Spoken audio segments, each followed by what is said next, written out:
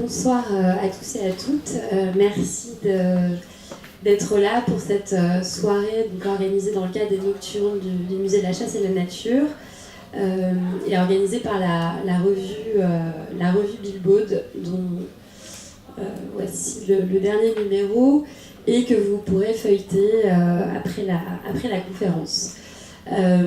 Alors, une information pratique, gardez bien votre ticket, le ticket qui vous a été remis, parce qu'il vous permet de revenir quand vous le souhaitez, visiter le musée et les expositions temporaires du moment, donc l'artiste Gérard Garouste et la céramiste américaine Laurie Karp, pendant un mois à partir de cette date. Voilà. Alors ce soir, nous avons consacré une soirée à la question de la taxidermie et à l'ère de la 6e extinction des espèces. Comment le statut de ces animaux naturalisés qui, depuis le 19e siècle, constituent les collections des muséums d'histoire naturelle dans le cadre d'un projet d'inventaire et de classification du vivant, et bien comment le statut de ces animaux se trouve remis en question, enfin questionné en tout cas par la 6e extinction en cours. Vous avez probablement tous entendu parler, enfin peut-être en tout cas, de Sudan, donc le dernier rhinocéros blanc du nord du continent africain qui est mort au Kenya à l'âge de 45 ans et qui du coup acte l'extinction à venir de cette espèce, puisqu'il ne reste plus que 2 femelles, enfin de cette sous-espèce de rhinocéros blanc, puisqu'il ne reste plus que 2 femelles. Alors sa mort a soulevé une vague d'émotions mondiales. Il a eu un hommage, une sorte de cérémonie nationale au Kenya, et sa dépouille est aujourd'hui entre les mains des taxidermistes qui vont donc réaliser une taxidermie de cet animal avec ce qui soulève plein de questions, puisque on ne sait pas où il sera exposé, dans son pays d'origine, au Kenya où il a passé une grande partie de sa vie, ou encore dans le zoo tchèque où il a grandi. Et les taxidermistes ne sont pas les seuls à son chevet, puisque les vétérinaires prélèvent la plus grande quantité d'ADN possible sur la dépouille, ainsi que les parties génitales de l'animal, et du sperme, dans le projet un jour de peut-être parvenir à recréer un embryon en laboratoire. Voilà, alors à partir de ce cas récent, en fait, on voit que la taxidermie n'est plus du tout un geste anodin, que ces conditions d'exposition ne le sont plus non plus. Et donc c'est de ce sujet que nous allons parler aujourd'hui avec mes invités, que je remercie d'avoir bravé les grèves pour venir. Donc Pierre-Antoine Gérard, qui est directeur du Muséum Aquarium de Nancy. Pauline Bertrand, qui est artiste restauratrice et à qui l'on doit le titre principal de cette soirée, Réinventer le thylacine, puisqu'elle a réalisé un travail de restauration, mais en fait bien particulier, plutôt je dirais de réinvention, d'un spécimen de thylacine qui appartient aux collections du Muséum de Nancy. Et Lucienne Strivet, qui est anthropologue de la nature et qui enseigne à l'université de Liège et de Louvain, et qui réalise des travaux passionnants et très éclairants sur la taxidermie. Voilà, merci à tous. Alors peut-être pour commencer, donc voilà, donc le spécimen de thylacine qui appartient aux collections du Muséum Aquarium de Nancy, et qui donc est une espèce disparue dans les années 30. Le dernier spécimen est mort dans un zoo sans qu'on lui rende les mêmes honneurs qu'au rhinocéros blanc aujourd'hui. Et donc Pauline, dans le cadre de vos études, de votre master, vous vous êtes intéressée à ce spécimen. Est-ce que vous pouvez nous expliquer ce qui vous a intrigué et pourquoi avoir choisi de travailler sur une espèce disparue ? Alors, Alors déjà, parce que c'est tout à fait dans l'air du temps et dans mes préoccupations de passionner de la nature, de travailler sur une espèce disparue. Et ensuite, ce spécimen-là, précisément, parce que c'est un des rares, ça doit être le seul cas, de spécimen disparu qui a été naturalisé avec des erreurs anatomiques aussi flagrantes. J'ai pas, à ma connaissance, j'en connais pas d'autres. Ça en fait un animal tout à fait culturel. Il a été figé dans le temps. Il est irremplaçable et donc il soulevait des questions en matière de conservation-restauration assez importantes. Parce que si on revient, comme vous le faites dans votre travail de recherche, justement sur l'histoire de cet animal, en fait, il a été découvert assez récemment, assez tardivement par les Occidentaux, au moment où, en fait, au moment de la conquête de la Tasmanie. Oui, c'est ça. La conquête, la colonisation. Et donc, et de l'arrivée de l'élevage aussi sur ce territoire qui, auparavant, ne connaissait pas cette activité d'élevage. Oui. Oui, là, en fait, on voit donc l'interprétation du peintre Walton Ford, qui est un peintre tout à fait contemporain, et qui illustre la façon dont le thylacine a rapidement été dépeint, en fait, comme un dévorateur de moutons, un prédateur dangereux pour les colons. Et cette description, en fait, cette sorte de mystification de l'animal, parce qu'en réalité, il se nourrissait principalement de proies sauvages, a finalement marqué les imaginaires et aussi les descriptions naturalistes, en fait, par les scientifiques de l'époque. Oui. En fait, quand les colons sont arrivés, ils sont arrivés avec une trentaine de moutons. Et très rapidement, l'économie s'est basée sur cet élevage. Oui, le thylacine est devenu vraiment l'ennemi numéro un, alors même que très peu de moutons ont été tués véritablement par les thylacines, en fait. Et donc, il y a eu peu de temps finalement pour l'étude scientifique de l'animal, puisqu'il a été éradiqué en un siècle à peu près. C'est ça. Il a été aussi décrit de façon très lacunaire, en fait. La première description a été faite sur un animal blessé à l'agonie, et donc c'est Harris qui l'a décrit. Et finalement, cette description, elle sera reprise sans cesse et modifiée, toujours plus sombre, toujours plus obscure. Enfin, vraiment, l'espèce a été extrêmement diabolisée au fur et à mesure des reprises de ce texte.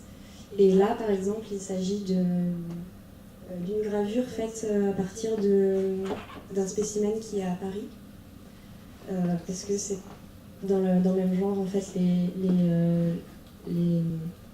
les illustrations ont été reprises de taxidermie et les autres illustrations s'inspiraient de ces autres illustrations. Enfin, c'était tout s'inspirait d'une base, en fait, d'une même base, ce qui a entravé les connaissances plus approfondies sur l'espèce. Et donc là, on voit différentes réalisations de taxidermie et de thylacine, qui datent toutes donc, du 19e, c'est ça? Ouais. Et on voit qu'il y a un style à la française, oui, c'est ça. Comparativement à un autre style qui serait plus à l'anglaise, on pourrait dire. Enfin, c'est pas très... Mais où l'animal est dans des postures agressives. Et donc, en fait, si on revient au spécimen qui est dans les collections du Muséum de Nancy, ce spécimen a été réalisé donc, par un Français, c'est ça? Enfin, en tout cas... On suppose, voilà. Et on voit un animal extrêmement inoffensif qui, en fait, ne ressemble pas du tout à un thylacine. Donc, il y a plusieurs erreurs anatomiques, peut-être que vous pouvez nous les signaler. En tout cas, il ressemble beaucoup à un kangourou. Il est dans une position... Alors, c'est un marsupial, donc il a une poche.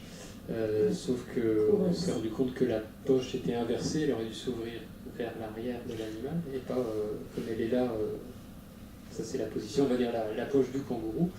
L'allure aussi, a priori, pose question, puisque c'était un animal un quadrupède classique, comme un chien. Sauf que là, il est naturalisé dans une position bondissante, voilà. Et de même qu'on l'a passé au rayon X, à la radio, pardon, et on s'est rendu compte que donc il n'y avait pas d'ossement à l'intérieur, et donc le crâne n'a pas été conservé, ce qui se fait quand même généralement sur les taxidermies.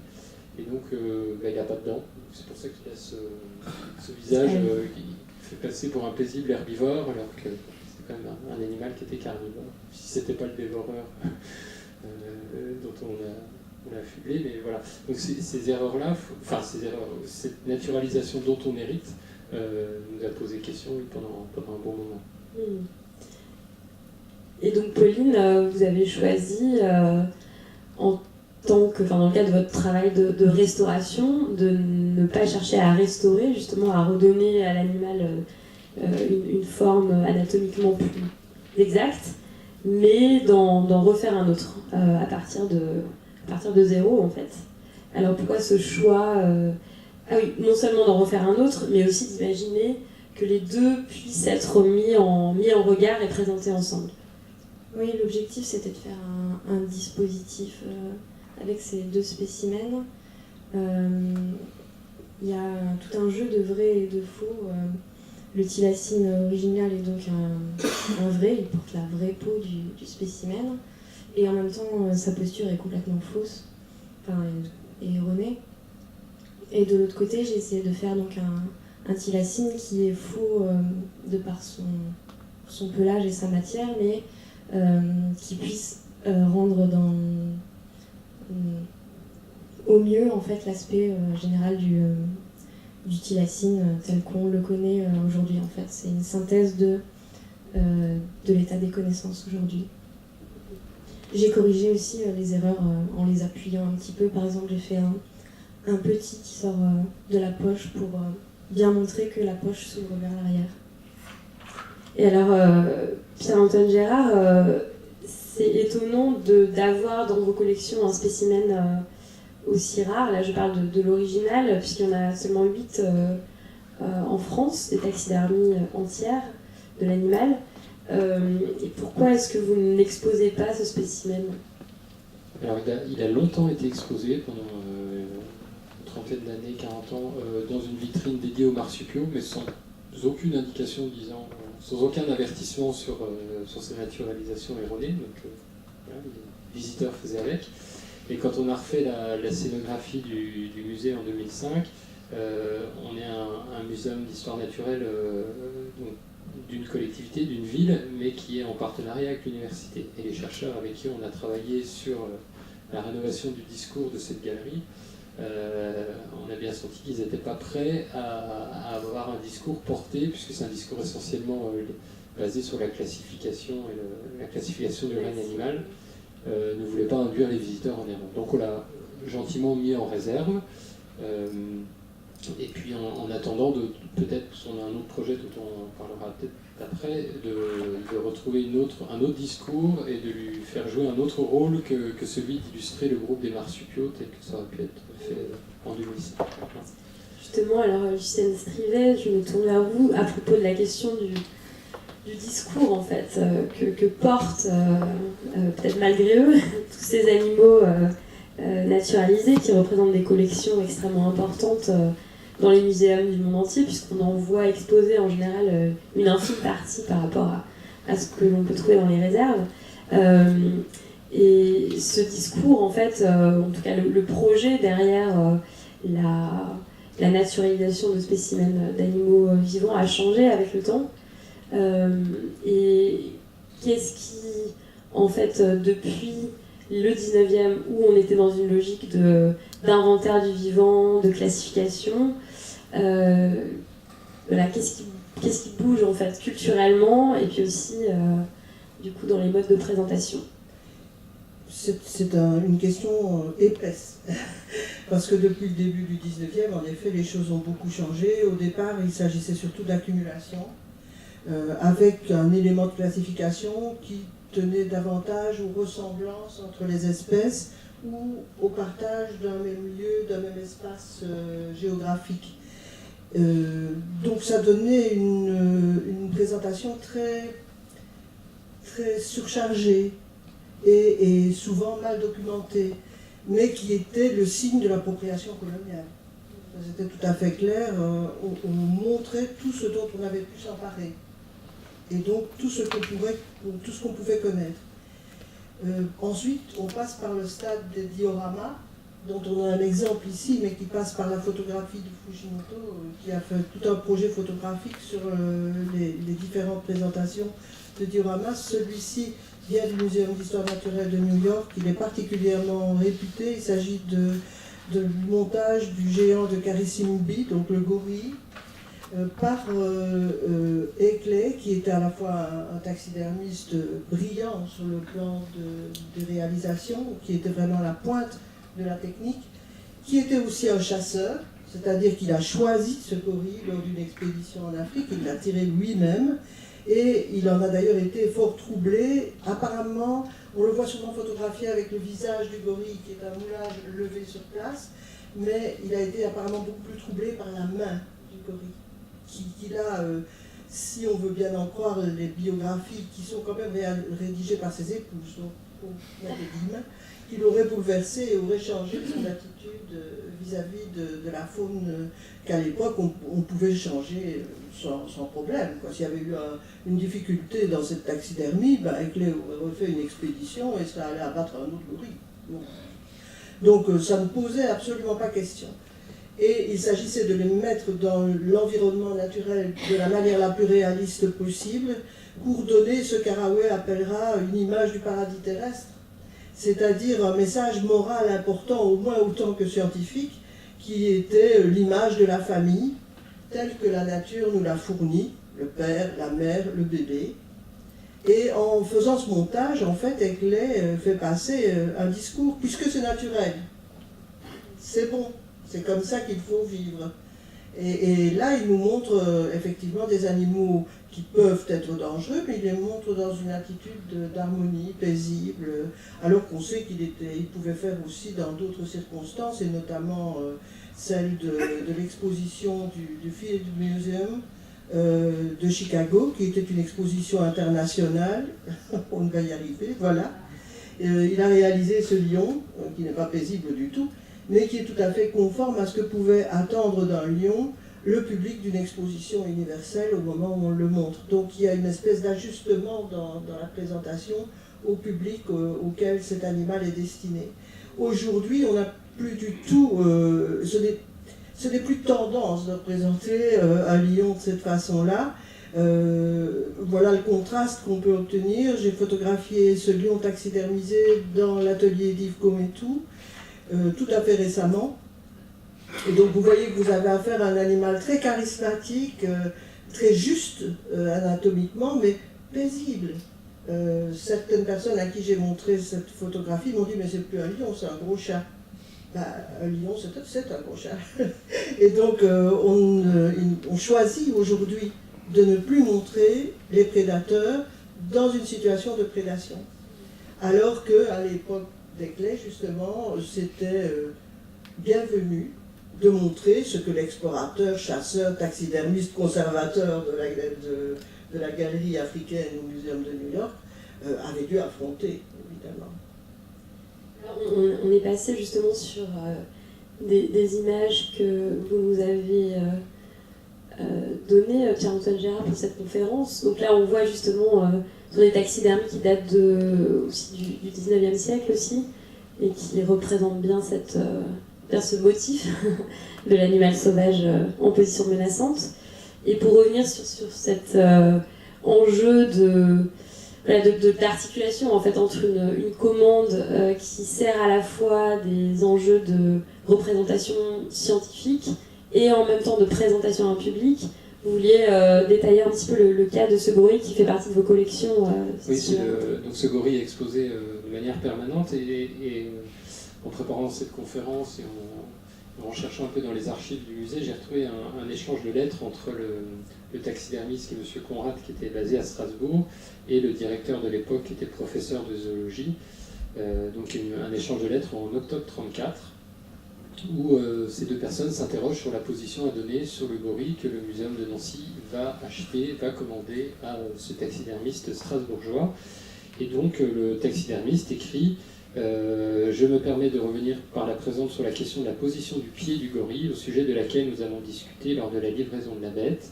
Avant de commencer le travail, j'ai tenu à documenter exactement sur la position du pied en étudiant des photos de gorilles vivants et en les observant moi-même au jardin zoologique, pendant mes vacances.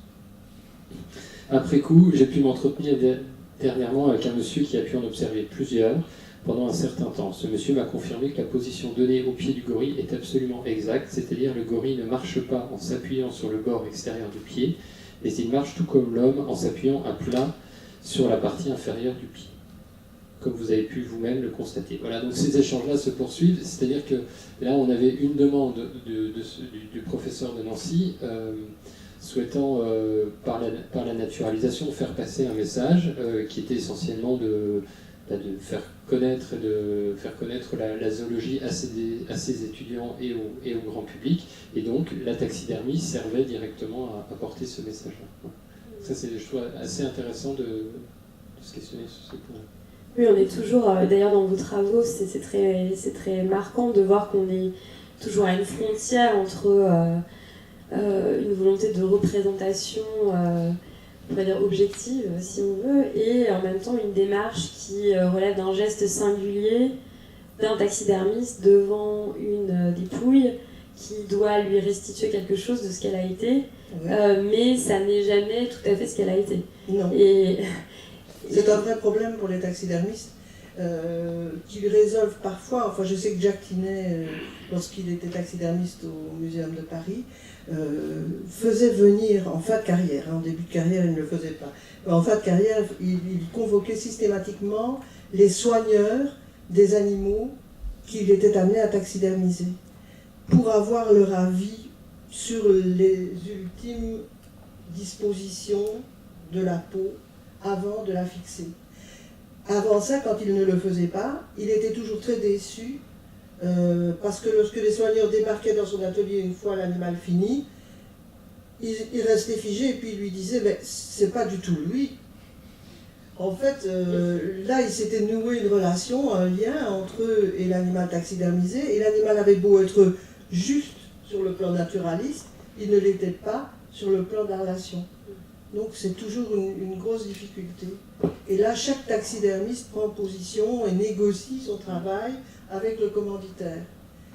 Mais néanmoins, je sais qu'ils sont suivis de relativement près par les conservateurs, mais ils développent des opinions qui ne se confondent pas nécessairement avec celles des conservateurs. Oui, là, du coup, j'en viens, enfin, on fait des allers-retours dans le PowerPoint, mais c'est pour faciliter la discussion, parce qu'effectivement, aujourd'hui, vous parliez d'aller se servir en fait dans la nature pour alimenter les collections. Aujourd'hui, c'est absolument plus comme ça que l'on procède, et donc là, de plus en plus, les animaux qui entrent dans les collections des muséums sont des animaux qui ont des histoires singulières, qui ont des noms, et qui ont une vie connue par un public qui est déjà là avant d'observer la taxidermie dans le musée. Et donc là, il s'agit de l'ours cannelle, en fait, que beaucoup connaissent, qui donc a été est la dernière ours de souche pyrénéenne française, voilà, qui a été tuée par un chasseur en 2005. Voilà. Et là, en 2013, donc vous voyez la distance entre le moment où elle a été abattue et le moment où on va la traiter. Elle est amenée au Muséum de Toulouse, au laboratoire de taxidermie, où travaille Brian Aiello. Et voilà, il est chargé de transformer Cannelle, de rendre Cannelle vivante. Et tout un problème se pose parce que vous avez vu l'état de la dépouille. Après 8 ans de congélation, après plusieurs autopsies, puisqu'elle faisait l'objet d'un procès, et en même temps, cette pauvre dépouille est un animal patrimonial. Et donc il faut absolument lui restituer toute sa dignité. Et Brian Aiello va choisir aussi une posture complètement benoîte, je dirais, de Canel, qui a la grosse patte avant repliée comme si elle allait cueillir des myrtilles, puisqu'on sait que les ours se servent aussi de leurs redoutables griffes comme d'un peigne à myrtilles, tout simplement. Je crois qu'ils préfèrent s'en servir ainsi qu'autrement. Ce sont de gros gourmands.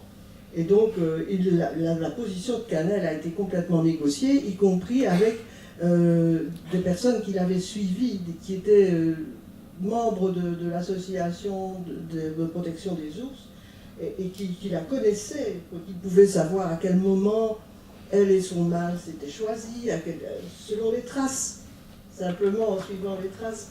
Et donc, on voit toute l'émotion de ces gens qui sont souvent les descendants d'une famille de chasseurs d'ours, et qui pourtant ne peuvent même pas imaginer que quelqu'un se soit permis d'abattre Canel, parce que c'est pas possible. Canel, on ne devait pas y toucher. Et alors, justement, dans la gestion des collections aujourd'hui au Muséum Aquarium de Nancy, vous avez évidemment déjà un grand nombre d'animaux. Quel est l'enjeu pour vous, en fait, à la fois de présentation de ces collections et en même temps d'enrichissement? Est-ce qu'il y a un enjeu déjà d'enrichir la collection? Avec quel type de spécimens et pour dire quoi finalement aujourd'hui? Alors, comme toute collection de musée, elle est destinée à être conservée, étudiée, valorisée et enrichie. Donc on a un plan d'enrichissement des collections. En revanche, on travaille un peu peut-être différemment que par le passé, peut-être moins par opportunité, mais on essaye d'avoir une logique dans ce qu'on fait et d'être éthiquement acceptable pour nos visiteurs. Et c'est effectivement la première question qu'ils nous posent: est-ce que vous avez tué cet animal exprès? Donc pour ce qui est ancien, peut-être, oui, en tout cas on ne le sait pas.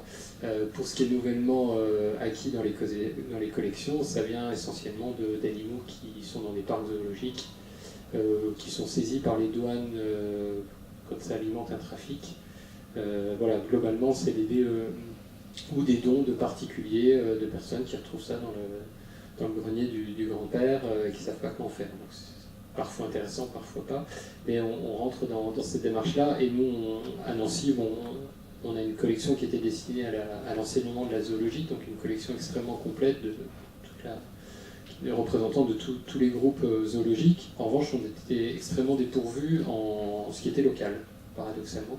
Donc là, depuis quelques années, on fait un effort particulier à acquérir des représentants d'espèces domestiques, de races domestiques locales. On peut peut-être montrer ce coq ou après le bouc Charlie, qui a servi à décrire le standard de race de la chèvre de Lorraine, par exemple. Donc là, on est un peu comme ces associations type croqueurs de pommes qui sont en train de sauvegarder des variétés de pommes.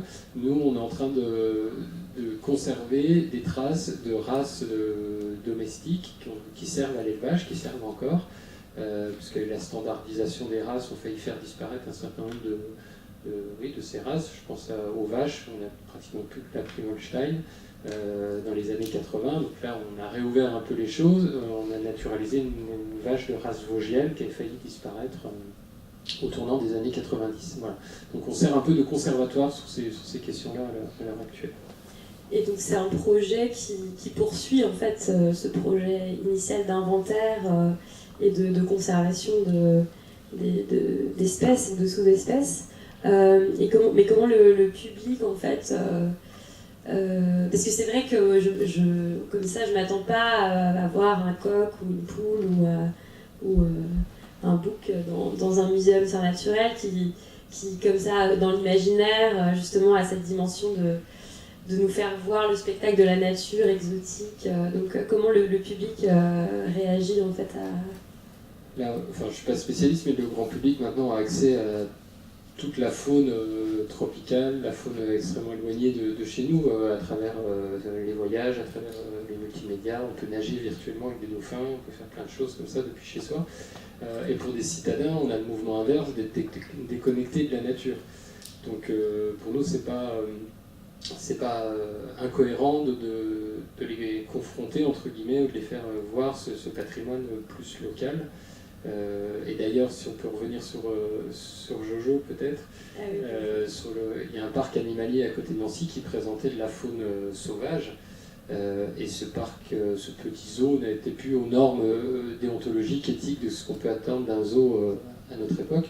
Donc il a progressivement fait ce virage d'arrêter le sauvage, entre guillemets, et de partir sur des espèces locales, de travailler avec les éleveurs pour la préservation de ces espèces-là. Et Jojo est un des derniers, je ne sais pas s'il y a des gens qui connaissent la pépinière à Nancy, Jojo était le singe emblématique de la ville de Nancy, des générations d'enfants et de parents se sont succédés. Il était né en 51, chimpanzé 1951, décédé il y a quelques années, et tous les gens venaient le voir. Donc quand sa dépouille est arrivée chez nous, qu'est-ce qu'on en fait? Un chimpanzé d'une soixantaine d'années, ça se naturalise un peu, même en passant par le plus grand spécialiste français. C'est compliqué, une pression politique. Moi, le maire m'appelle rarement en direct, mais là, où en est-on de Jojo? Qu'est-ce qu'on va faire de Jojo, etc. Donc on a essayé de faire au mieux, de le faire naturaliser. Il y avait une grosse attente, mais là on revient aussi à la commande. On a fourni énormément de photos de l'animal de son vivant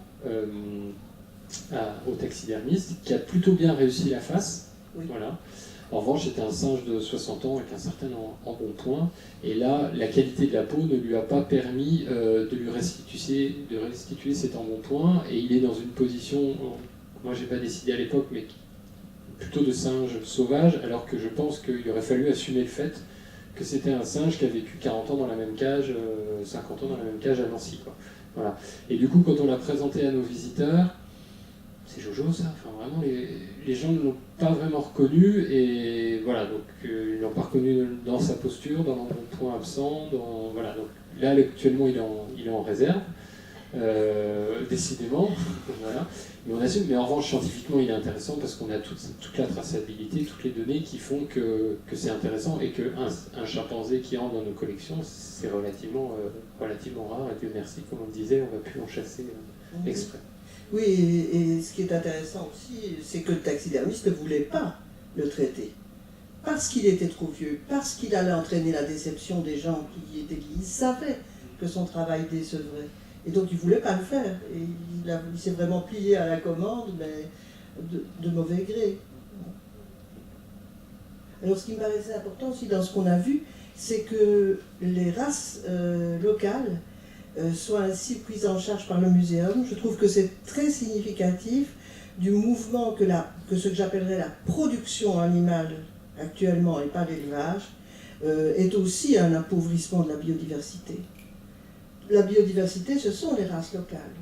Et donc le mouvement de les taxidermiser et de les mettre au muséum, c'est aussi une taxidermie qui est une taxidermie de protection, de conservation, qui pointe pédagogiquement sur ce qui est en train de se perdre, plutôt qu'une pédagogie d'appropriation, justement. Parce que la taxidermie d'un animal, c'est à la fois le témoignage de ce qui existe ou a existé, possiblement aussi, mais quand on parle de conservation d'une espèce à travers la taxidermie, de quoi est-ce qu'on parle exactement, en fait, à part ces deux aspects-là, en fait, On parle d'un patrimoine génétique déjà qui peut être mobilisé régulièrement. Là, il y a des chercheurs de l'université qui font des analyses sur les populations de loups, voir d'où elles viennent, quelle est leur origine en termes de dynamique des populations, qui viennent prélever quelques poils dans les muséums du coin, qui font des cartographies d'ADN et qui voient un peu avec les animaux qui remontent d'Italie, qui sont maintenant implantés dans nos régions, comment se passe un peu pour une connaissance scientifique des choses. Ça, c'est vraiment un point. Après, c'est pas tous les jours qu'on a des chercheurs qui viennent voir nos collections. Il y a de moins en moins de recherches sur l'animal en lui-même, on est plutôt sur des échelles moléculaires. Donc, le sens porté par nos collections maintenant est essentiellement pédagogique, de sensibilisation. Enfin, en tout cas, nous, on les voit de plus en plus comme ça. Alors, pour revenir sur la dimension... Ah non, pardon. C'est pas là que je voulais aller. Le statut, en fait, ambigu de... Ah voilà, c'était là que je voulais aller. Voilà, le statut ambigu de l'objet, mais qui n'est pas vraiment un objet, en fait. Non, que déjà, c'est un point... Là, c'est un point de conflit entre les scientifiques purs et durs et les taxidermistes. Pour les taxidermistes, parce qu'il y a du vivant, une trace de vivant, il devrait être créé un statut particulier pour les êtres taxidermisés. C'est en tout cas le point de vue de Kiner, encore une fois, qui n'a pas été compris par les scientifiques du muséum, qui s'est étonné de cette demande. Pour eux, c'est un objet, point. Mais être un objet, ça veut dire ignorer que cet être-là a eu peut-être une intériorité, des émotions, ce que le taxidermiste lui reconnaît. Ce que tous les taxidermistes, non, ceux avec qui vous, oui, ceux que vous êtes en j'ai vus et discussion, qui sont surtout quand même des taxidermistes de haut vol qui travaillent avec des muséums ou avec des artistes et qui ont une réputation d'échelle internationale. Alors justement, si on passe à cette, j'ai envie de dire œuvre en fait, parce oui, que, parce que on peut... Elle s'appelle Le Bond de la Gazelle et elle se trouve dans la cage d'escalier du muséum de La Rochelle. Et donc elle n'est plus du tout positionnée comme avant dans les salles. Vous la découvrez en vous déplaçant dans le musée, elle est comme ça en vol, je dirais vraiment, et vous ne pouvez pas distinguer comment les animaux tiennent. C'est assez extraordinaire, on ne voit pas du tout les points d'attache. Et donc elle a été faite pour être là, avec un animal qui sort d'un mur et un autre qui rentre dans le mur d'en face, comme si ces âmes animales étaient en déplacement à l'intérieur du muséum. Et là, on est vraiment, effectivement, près d'une œuvre. J'ai entendu des gens à La Rochelle dire mais ça, c'est une œuvre d'art. Donc, on est vraiment... Est-ce qu'on est encore dans un muséum d'histoire naturelle? Est-ce qu'on est passé à autre chose? Est-ce qu'on doit passer à autre chose? Il est clair que c'est un hommage à la vie, que me semble-t-il, que cette figuration-là. Et donc, c'est là qu'on voit que la taxidermie est moins un art de la mort qu'une espèce d'instauration de la vie. Et cette instauration, elle passe par la négociation avec des tas de choses, des tas d'éléments qui constituent l'animal. Il y a ce qu'on veut montrer au total, et puis il y a se donner les moyens techniques de le faire, en tenant compte de la peau, des dimensions exactes de l'animal, des données scientifiques qu'on a sur lui, mais aussi des matériaux qui sont utilisés, de leurs possibles modifications dans le temps.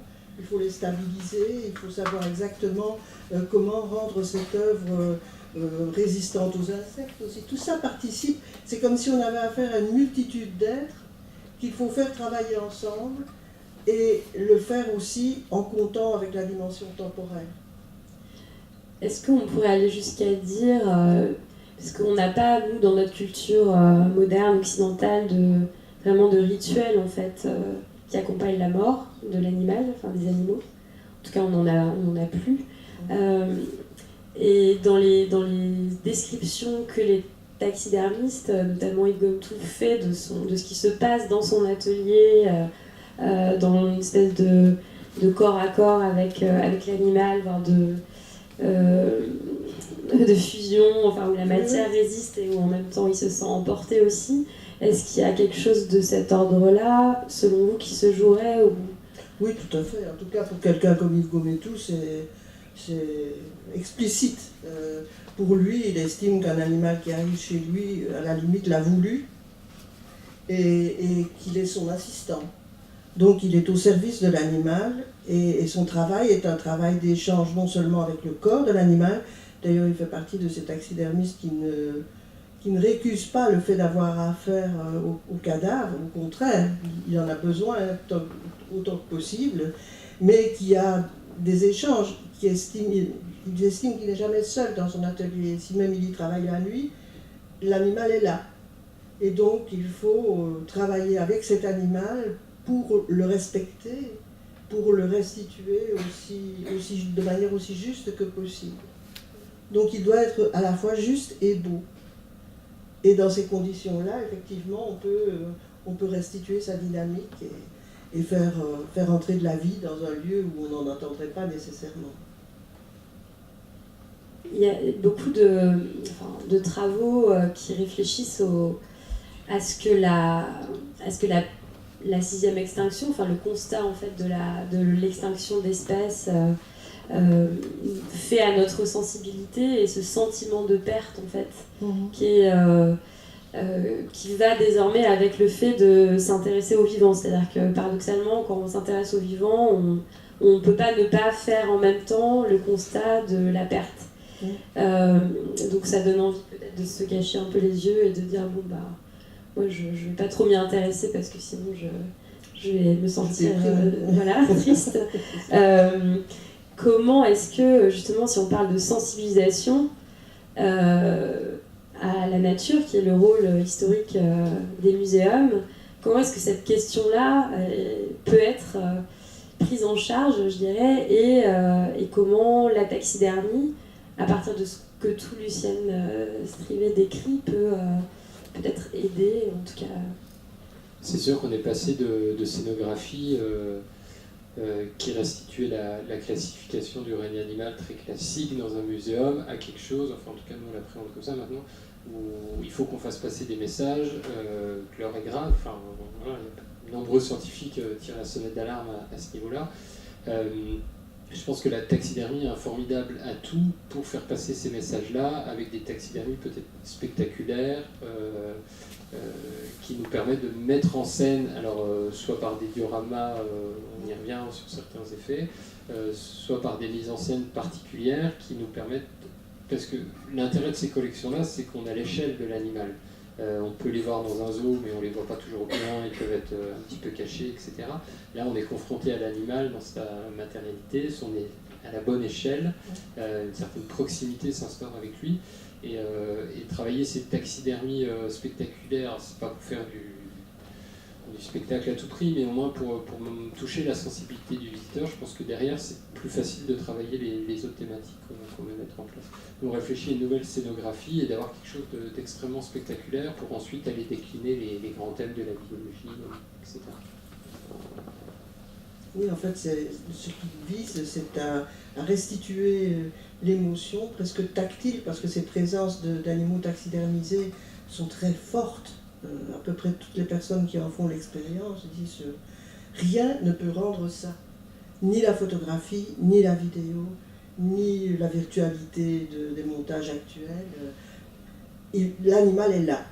Et ça, lorsque la taxidermie est réussie, c'est extraordinaire. Et à l'inverse, les taxidermies qui ne sont pas bien réussies, alors là, là c'est double peine parce que nos visiteurs ont de la répulsion pour c'est presque immédiate et ça ne pardonne pas en fait. Donc là aussi on travaille à faire en sorte de faire attention à proposer des animaux qui sont en capacité par leur esthétique ou leur naturalisation de faire passer ce message-là positivement.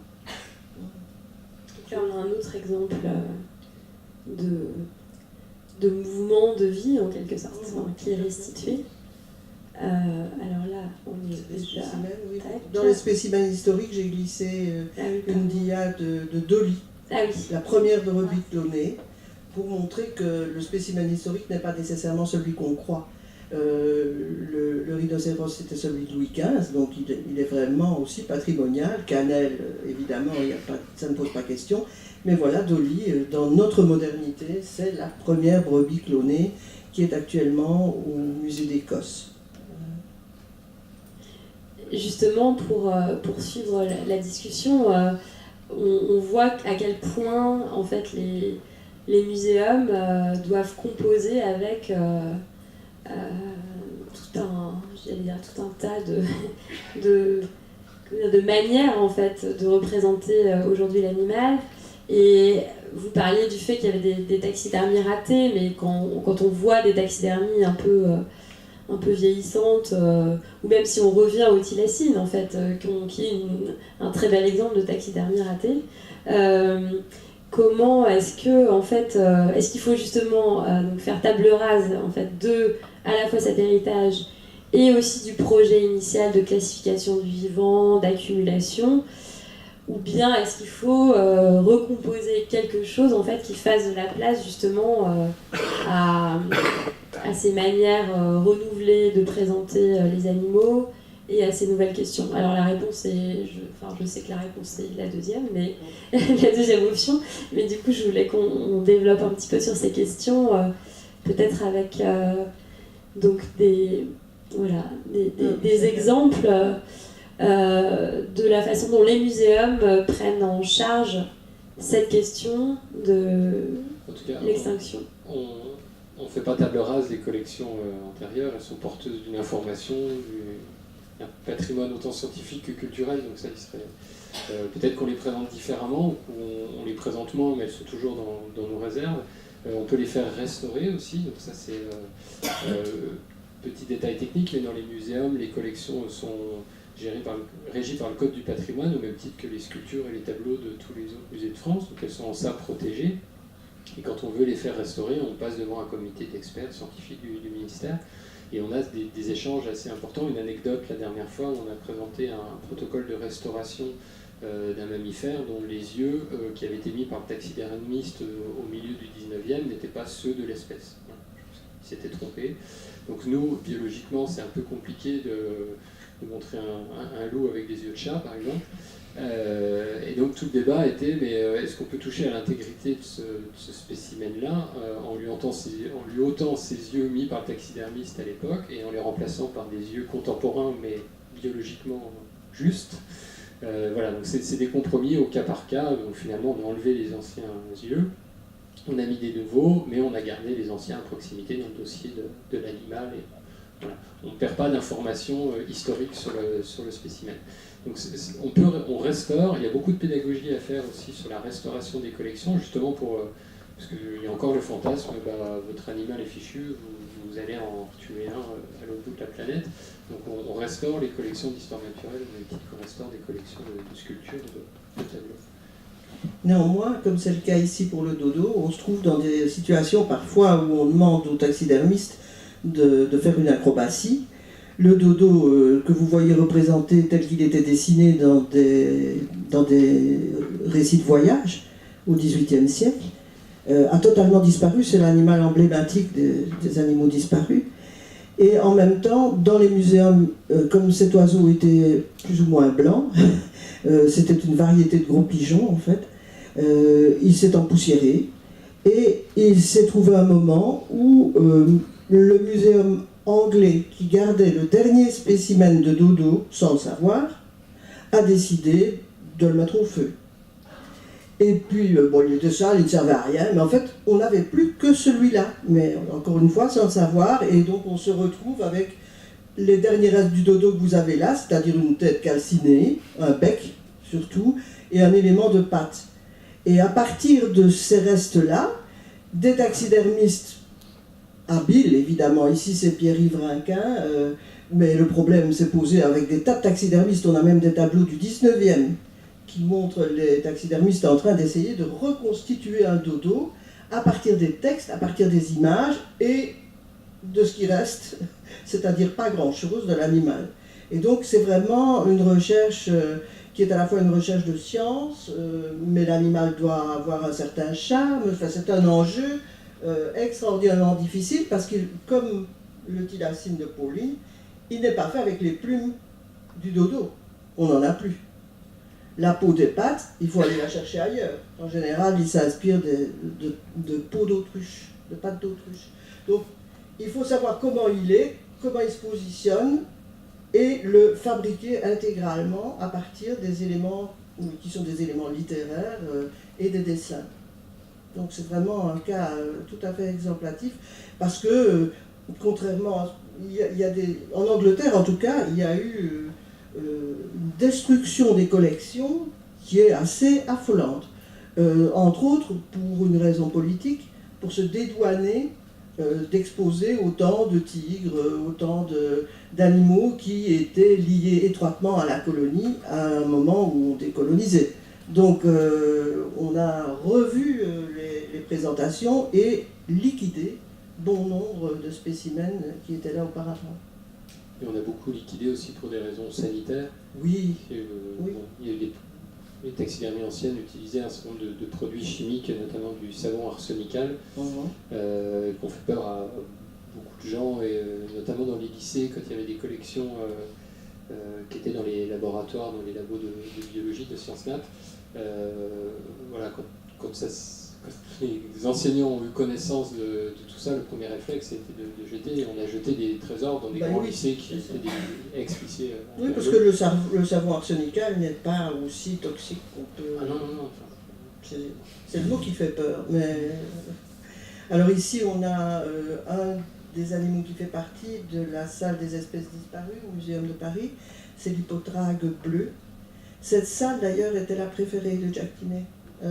Mais on l'a vu tout à l'heure, elle est austère, voilà, vous avez un plafond qui évoque davantage celui d'une église ou d'une chapelle, et comme en plus la conservation demande là qu'il fasse frais et qu'il y ait moins de lumière, on a une ambiance très très particulière dans ces salles des espèces disparues.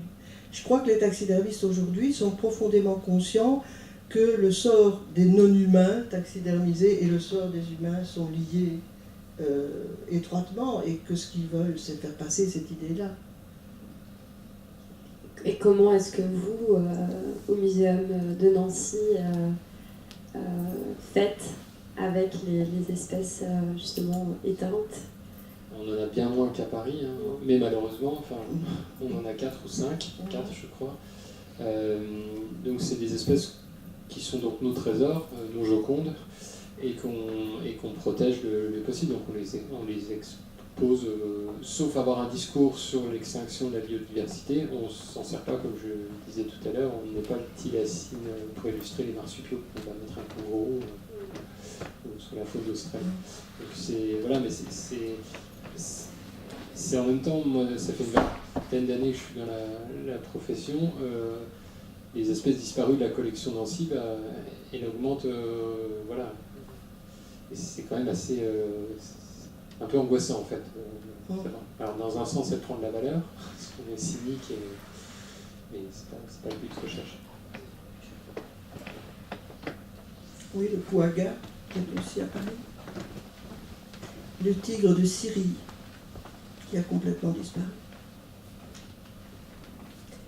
Et alors, justement, pour revenir à cette idée de composer avec à la fois l'histoire des muséums de sciences naturelles et leur projet initial, et aujourd'hui un travail de réflexivité qui est nécessaire sur nos relations à la nature et sur voilà, notre grand projet de modernisation dont on voit les effets aujourd'hui en fait sur le vivant.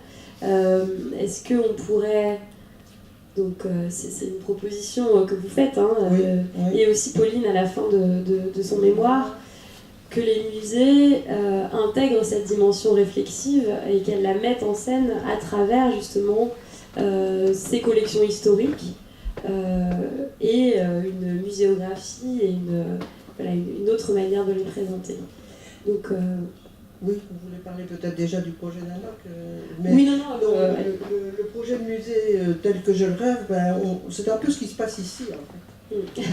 Vous avez des taxidermies, mais vous avez aussi des artistes qui travaillent avec la taxidermie et avec d'autres choses, et donc on a deux types de savoirs qui tout d'un coup s'unifient, ce qui est leur état normal, je dirais. Le problème, c'est que nous avons dans la société qui était la nôtre, extrêmement matérialiste et technicienne, on a en quelque sorte disqualifié le travail des artistes, alors qu'on se rend compte du degré de connaissance que supposent des travaux de ce genre.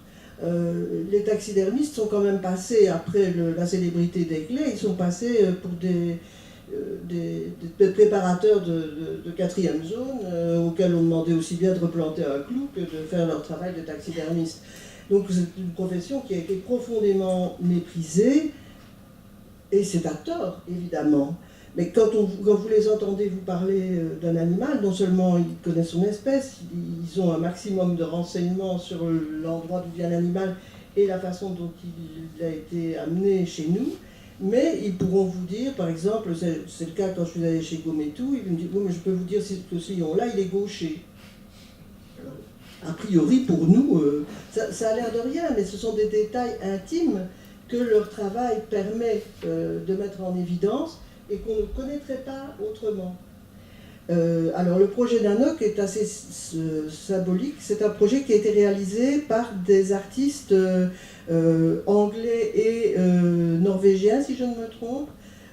Wilson pour l'anglais. La dame imprononçable, c'est Bryndis Snorbjørnsdottir, nom qui signifie la fille de l'ours des neiges. Et en fait, eux ont décidé de faire un travail artistique extrêmement hybride. Ils ont entrepris une chose qui n'existait pas jusque-là, de recenser tous les exemplaires d'ours polaires qui étaient taxidermisés en Grande-Bretagne. Et ils sont allés les documenter. Donc pour ça, il a fallu interviewer les familles chez qui l'ours avait été commandé, interviewer les conservateurs de musées, travailler en boule de neige, voir aussi comment les gens vivent aujourd'hui avec ces taxidermies, et essayer de connecter tout le monde. C'est ça qui est intéressant, c'est cette volonté de lien entre les gens qui rapporte de la connaissance qui s'est invisibilisée, si vous me permettez l'expression, et au contraire la restituer pour sensibiliser. Donc ils ont photographié ces ours blancs dans les sites où ils se trouvaient, quelquefois dans les tas dans lesquels ils se trouvaient. Il y en a un qui est complètement noir et dont le museau est rongé par la vermine. Et puis, après avoir fait ce travail de documentation, ils les ont exposés, ils ont choisi un certain nombre de spécimens et les ont exposés, comme vous le voyez, dans des conditions très particulières, donc dans une présentation presque clinique, dans une pièce blanche avec du métal pour les vitrines qui servent à les protéger. Et cette présence de tous ces ours rassemblés a eu un effet choc sur le public.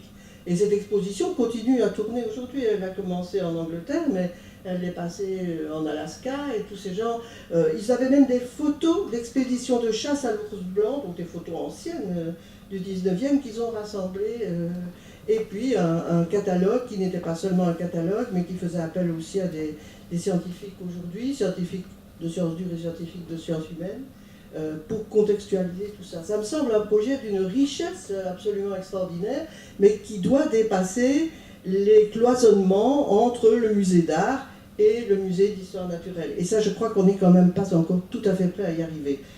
Beaucoup de musées d'histoire naturelle sont réticents, et c'est pour ça que je pense que ce musée-ci a l'avantage d'être un musée indépendant, je dirais, qui n'est pas aussi tenu par la scientificité que beaucoup d'autres musées, et qui dès lors apprend beaucoup de choses.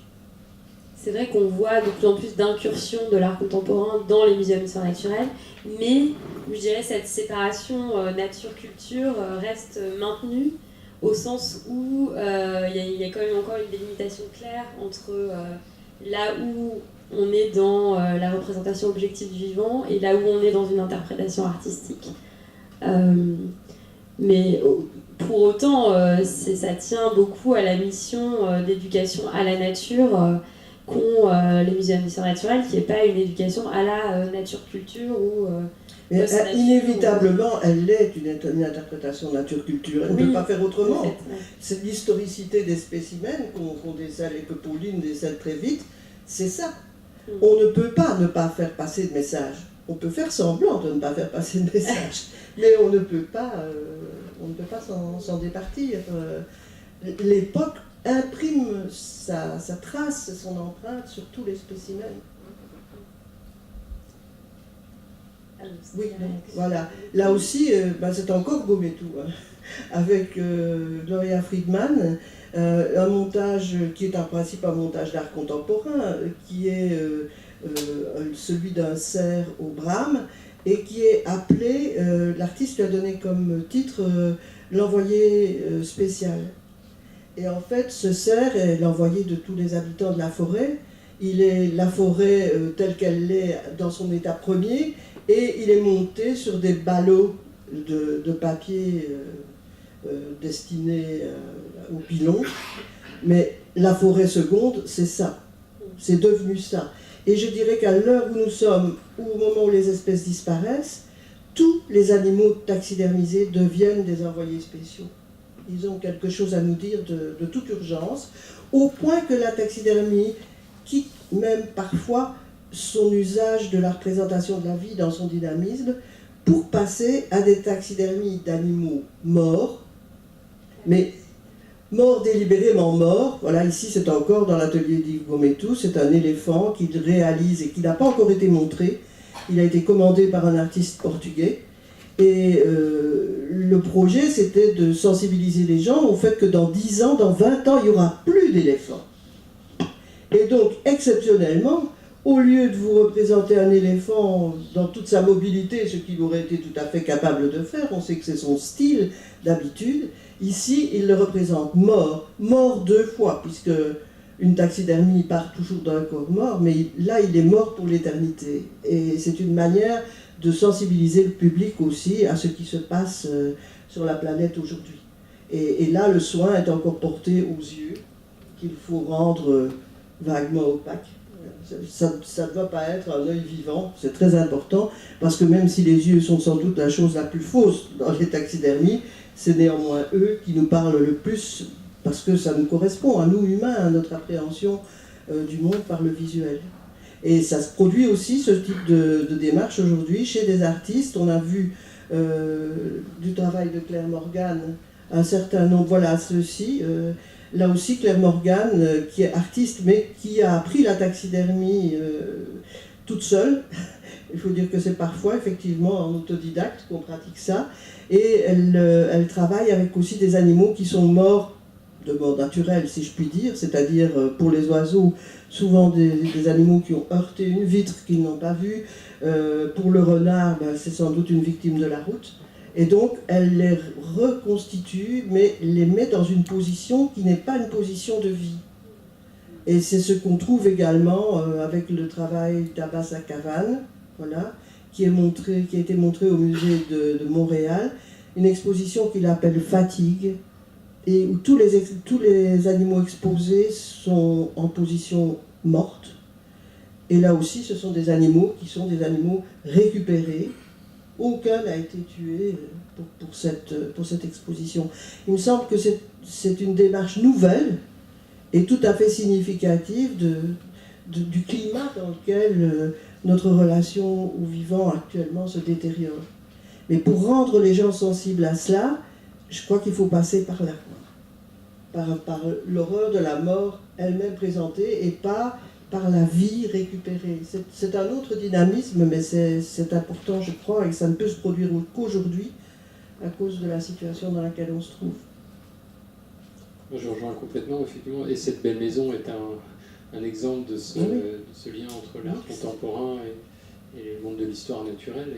Et c'est vrai qu'en tant que responsable de muséum, on est extrêmement sollicité par des artistes régulièrement, et de plus en plus, on fait interagir tout ce monde-là lorsqu'on conçoit une exposition temporaire, et en plus on voit que les visiteurs, c'est ce qui leur plaît aussi, parce que chacun a sa propre sensibilité, sa propre fenêtre d'entrée dans le propos, et que ce soit par l'histoire naturelle pure ou par l'art contemporain, je pense qu'on peut arriver à capter plus de monde et à faire passer les messages qu'on souhaite faire passer.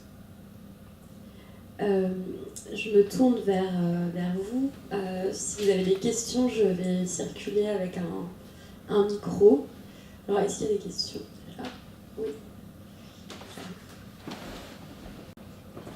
Oui, à propos de Jojo, moi je ne connais rien du tout à l'art de la taxidermie, mais puisque vous, mademoiselle, vous avez été capable de créer Un tilacine. Comment se fait-il que le taxidermiste qui a opéré Jojo n'a pas pu lui recréer sa bedaine ? Parce que la peau d'un animal âgé ne se travaille pas aussi bien que la peau d'un animal juvénile. Elle a perdu en élasticité, elle est plus fragile. Oui. Et donc c'est un animal qui est mort donc, de vieillesse, malade. Il a fait un séjour au congélateur, comme souvent les animaux ne peuvent pas intervenir directement sur la dépouille. Donc tout ça fragilise encore plus cette dépouille-là. Et quand le taxidermiste en hérite, parfois il fait ce qu'il peut avec l'animal qui lui est confié. Et là, on était vraiment dans des conditions extrêmes, et pourtant, on l'a dit, le spécialiste français de ces grands mammifères. qui n'a pas pu faire mieux que ce qu'il a fait, qui est déjà extrêmement réussi. Simplement, ça ne correspond pas à l'image que les gens s'en faisaient. Enfin, je ne sais pas si vous voulez compléter. Oui, mais c'est tout à fait juste ce que vous dites. En fait, c'est la peau qui commande dans la taxidermie. Et si on ne veut pas toucher au reste réel de Jojo, c'est impossible de faire autre chose. Ici, le travail de Pauline tient la route parce qu'elle ne part pas d'une peau préalable, elle reconstitue une peau, elle va chercher la peau d'un autre animal et elle l'applique sur le mannequin qu'elle a sculpté. Jojo, c'est différent. On n'a pas fait des additions d'une peau d'un autre chimpanzé, par exemple. On s'est interdit de rapporter du non-Jojo sur Jojo. Sur Jojo. C'est pas vraiment interdit, pardon. Simplement, il faut le documenter. Nous, on a restauré des collections, je pense à l'ours polaire, donc, oui. Il y a un problème de vandalisme, les gens avaient arraché les griffes de notre ours polaire, donc maintenant ce sont des griffes synthétiques. Voilà. Simplement, le restaurateur qui a fait ça l'a bien mentionné dans on va dire, le carnet de suivi de l'animal, de la collection, et on sait très bien, c'est mentionné pour les années à venir, et on sait très bien que ce sont des griffes factices et ce sera pris comme tel. Quoi. Moi, je voulais savoir à partir de combien de... Par exemple, si Jojo doit être restauré, combien de restaurations on peut faire sur un Jojo pour qu'il soit encore... Jojo, c'est un peu la question du bateau de Thésée qui devient... Est-ce qu'il est encore le même quand on remplace toutes ces planches Est-ce que si Jojo, je sais pas, on le rénove 7 fois de suite en 500 ans, ce sera encore Jojo? Donc, je pense que les taxidermistes travaillent en indiquant très précisément, comme vous l'avez dit, toutes les opérations qu'ils ont faites, tous les matériaux qui entrent dans le travail du mannequin, tout ce qu'ils ont fait, en principe, doit être potentiellement réversible. En tout cas, on doit le savoir. Mais je pense que pour Jojo, en l'occurrence, à moins de faire ce que Pauline a fait pour le Thylacine, c'est-à-dire d'en recréer un qui ne soit pas lui, mais qui soit plus près de ce qu'il était tel que les gens l'ont connu, c'est ça, c'est le pari. Mais alors, on est dans cette très belle question, le vrai et le faux. C'est assez extraordinaire. Mais l'intérêt serait pas le même, parce que Jojo, en fait, c'est une personnalité émotionnelle aussi. Oui. Et donc, ça n'aurait pas de sens de faire un double de Jojo. Faire une reconstitution de chimpanzé, pourquoi pas. Mais un double de Jojo n'aurait pas eu la même... Ce ne serait pas lui. Jojo a un nom, c'était une personne, les gens échangeaient avec lui, ils avaient une relation privilégiée avec lui. Le Thylacine, on ne le connaît pas. Enfin, je veux dire, il n'a pas de nom, personne ne sait exactement. Mais maintenant on le connaît, alors du coup, comment ça reste, par exemple Ah, on ne le connaît pas au point de lui attribuer un nom, hein, je pense. Ça aurait été le dernier Thylacine, ça aurait été différent encore, mais celui-ci c'est un anonyme. Le dernier, celui qui est mort au zoo, je crois qu'on l'a appelé Benjamin, mais post-mortem en fait. On lui a donné un nom, parce qu'il y avait quand même, c'était le dernier, et on n'a pas fait assez attention à lui, donc on l'a appelé Benjamin. Mais... Ben oui, on était en 1936 et on ne nommait pas nécessairement les animaux qui se trouvaient dans les ménageries, loin de là. Et on n'avait en tout cas pas, pour les thylacines, le moindre once de respect. C'était une espèce à exterminer et pas une espèce à préserver. Et ce qu'on peut ajouter aussi, c'est que ce qui fait la valeur entre guillemets d'un animal naturalisé, c'est la somme de plusieurs dimensions. Il y a une dimension historique, il y a une dimension scientifique, il y a une dimension pédagogique. Donc tout ça, c'est d'ailleurs pour ça aussi qu'on est parfois embêté à donner des valeurs d'assurance. C'est irremplaçable. C'est irremplaçable quand on prête des spécimens à d'autres musées ou pour des expositions. C'est toujours délicat de leur donner une valeur. Donc on essaie de compiler ces 3-4 dimensions pour arriver à une valeur d'assurance financière, mais au même titre qu'un tableau est irremplaçable s'il est détruit. Voilà, donc on est dans cette dimension.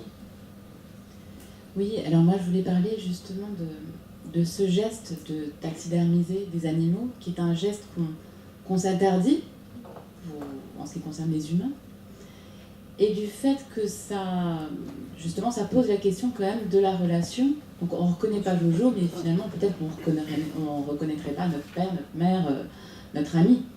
Donc ça pose quand même la question de la relation et de ce rapport à l'animal qui est devenu un objet malgré tout.